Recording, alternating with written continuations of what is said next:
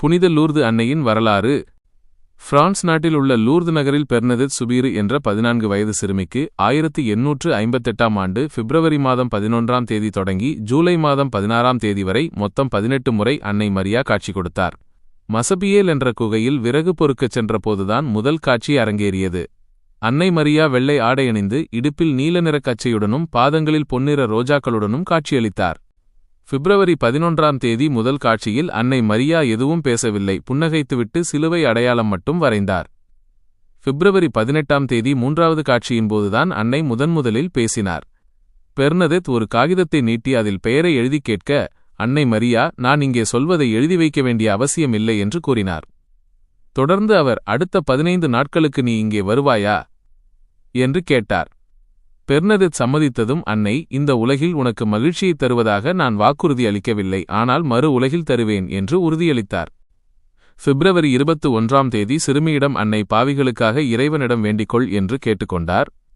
பிப்ரவரி 23ஆம் தேதி அன்னை ஒரு இரகசியத்தை பெர்னதெத்திடம் பகிர்ந்து கொண்டார். அதை யாரிடமும் சொல்லக்கூடாது என்று கட்டளையிட்டார். பிப்ரவரி 24ஆம் தேதி அன்னை மரியா மீண்டும் மீண்டும் தவம் என்று வலியுறுத்தினார். மேலும் அவர், பாவிகளுக்காக இறைவனிடம் மன்றாடுங்கள், தவம் செய்யுங்கள் என்று உலகிற்கு செய்தியாக கூறினார். பிப்ரவரி 25ஆம் தேதி அன்னை ஒரு அதிசயத்தை செய்யச் சொன்னார். அவர், நீ போய் அந்த ஊற்றிலிருந்து நீர் குடித்து உன்னை கழுவிக்கொள் என்று பெர்னதெத்திடம் கூறினார். அங்கே நீர்நிலை ஏதுமில்லாததால் பெர்னதெத் தரையைத் தோண்ட அங்கிருந்து ஒரு நீரூற்று பொங்கியது. அதுதான் இன்று உலகம் முழுவதும் புகழ்பெற்ற லூர்து புனித நீரூற்று. பிப்ரவரி 27ஆம் தேதி மற்றும் பிப்ரவரி 28ஆம் தேதிகளிலும் அன்னை மரியா தவம் செய்யுங்கள் என்ற அதே செய்தியை திரும்ப திரும்ப கூறினார். மார்ச் 2ஆம் தேதி 13ஆம் காட்சியில் அன்னை மரியா ஒரு முக்கியமான வேண்டுகோளை விடுத்தார்.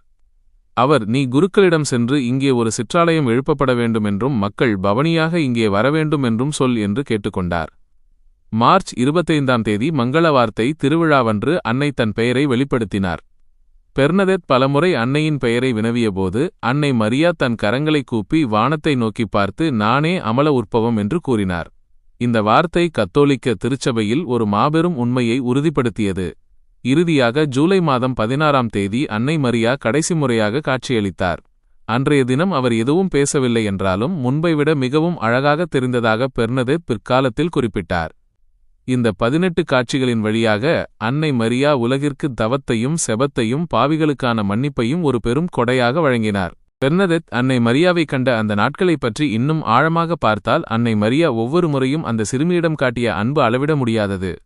பிப்ரவரி 11ஆம் தேதி கடும் குளிரில் பெர்னதெத் விறகு சேகரிக்கச் சென்றபோது அந்த பாறை குகையிலிருந்து வீசிய மென்மையான காற்று அன்னையின் வருகையை அறிவித்தது.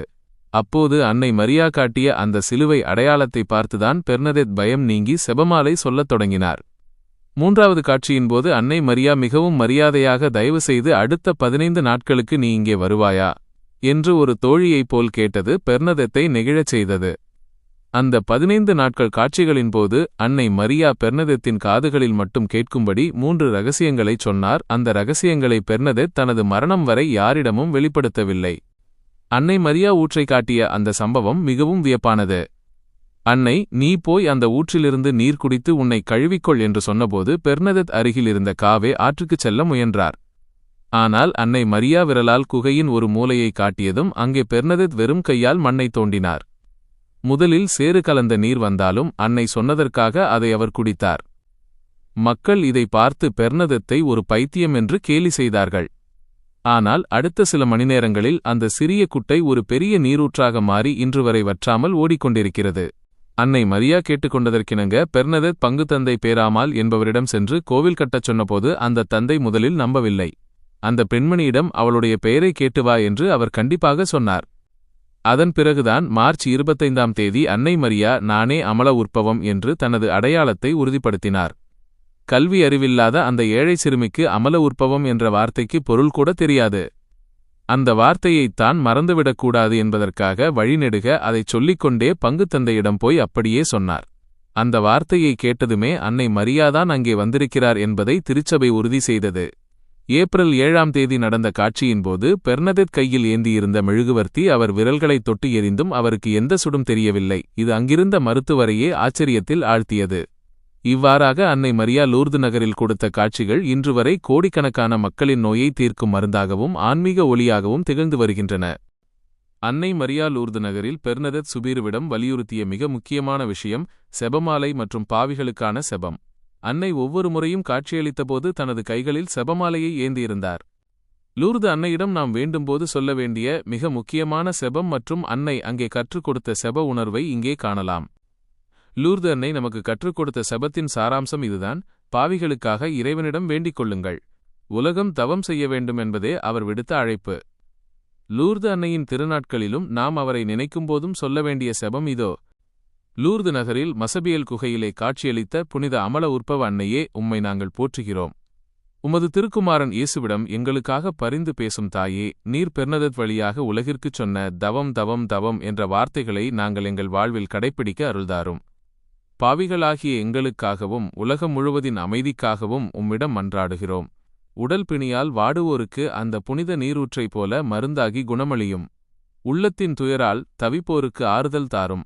நானே அமல உற்பவம் என்று கூறி இறைவனின் தூய்மையை எங்களுக்கு பறைசாற்றிய அன்னையே, நாங்களும் தூய உள்ளத்தோடு இறைவனை புகழ எங்களுக்கு வழிகாட்டும். ஆமேன். மேலும் அன்னை மரியா பெர்னதெத்திடம், நீ எனக்காக இந்த செபமாலையைச் சொல் என்று கேட்டுக்கொண்டார். எனவே லூர்து அன்னையை நினைத்து செபமாலை ரோஸ்